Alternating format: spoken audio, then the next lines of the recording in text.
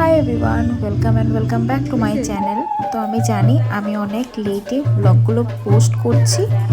তো দেখো, আমাদের পুজো শেষ, তারপর শুরু হয়েছে আমাদের বাড়িতে অনুষ্ঠান মানে আমি 1-1.5 বছর পর বাড়িতে গিয়েছিলাম।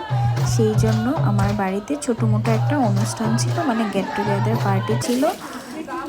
আমার বর যেহেতু বংশের মধ্যে বড় জামাই, তাই আর কি ওর জন্য একটু ব্যবস্থা করা হয়েছিল, মানে জামাই স্নান। এটা আমাদের সিলেটির মধ্যে হয়ে থাকে জামাই স্নানটা। তো এই যে দেখতে পাচ্ছ, এখানে আমার আরেকটা বোনের জামাইও ছিল, মানে আমার জ্যাঠাতো বোনের জামাই ছিল, ওকেও স্নান করানো হয়েছিল।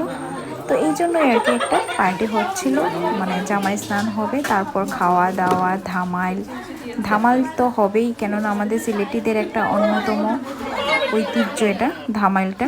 তো ধামাইলটা তো মাস্ট হবেই। তারপরে এই যে দেখো, ওদের স্নান করা কমপ্লিট, এখন ওরা নিজেরা রেডি হয়ে আসবে।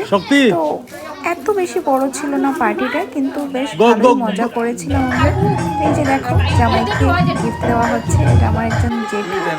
ওই যে জামাই ধামাইলের সামনে নিয়ে যাবে এই সব কিছু, মানে যারা ধামাইল দিচ্ছে ওদের সামনে এটা নিয়ে প্রেজেন্ট করবে, সবাই মিলে খাবে আর কি, যারা যারা ধামাইল দিচ্ছে।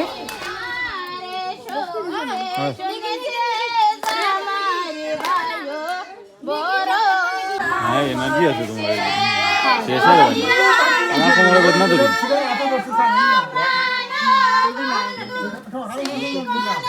এই যে আমার দাদুর বোন, মানে আমার পিসি ঠাম্মা, আর তো জামাইদের খাওয়া রেডি হয়ে গেছে, এখন খাওয়া দাওয়া হচ্ছে ওদেরকে।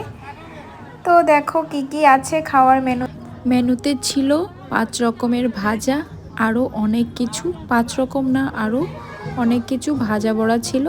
তো এই যে আমাদের ফটো সেশন স্টার্ট হলো, কিছু কিছু শেয়ার করলাম, আর বাকিগুলো তোমাদের সাথে পরে শেয়ার করবো। বা